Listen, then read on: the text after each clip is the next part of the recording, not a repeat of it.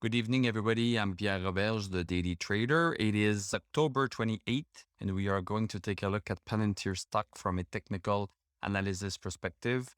My goal in doing these videos is to help you understand how you can use technical analysis to make better trading and investing decisions.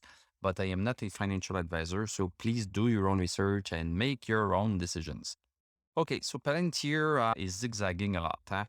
So we are up today 58 cents, 2.31%. We closed at 25.64 post-market.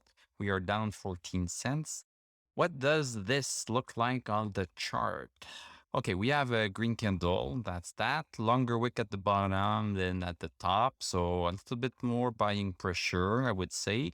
And the most important thing is that we are maintaining ourselves above 25. 25, 25. See how 25 was important in the past.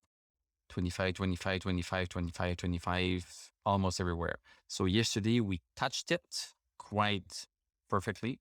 And now we are even higher. So we made a higher low and we made a lower high. So at the same time. Okay, it's not so bad. Let's look at the 1 hour chart to understand. So this was the last candle of yesterday. It was not a nice candle. A longer wick at the top, almost no body, all crooked and ugly.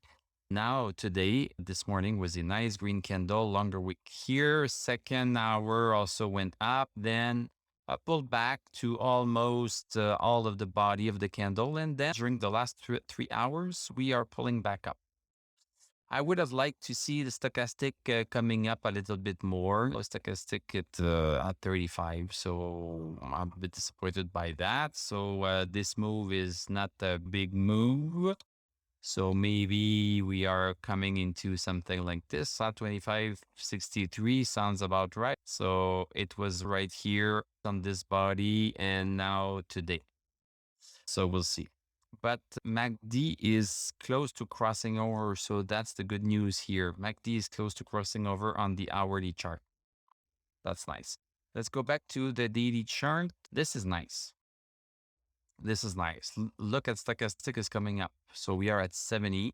So this team is building up while the stock is coming down here. So for the past 3 days or for these two candles, the stock was coming down, but Stochastic was still climbing up. So I really like to see this.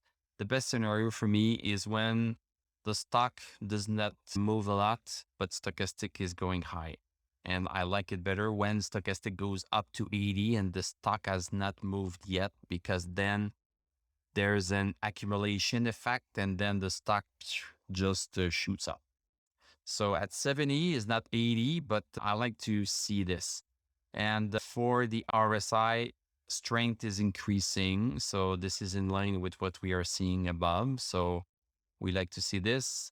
MACD, we have one line that's at 0. So the two lines are coming above 0 soon. So this is nice. And the MI is still not too bad. No, happy to see this little bit of a $25 support holding. So it might take a couple of days before we cross. And let me just correct something. It might just be a couple of days before we cross 26. I need to make the text the right color. So crossing 26, yeah, it would be nice to cross 26 eventually.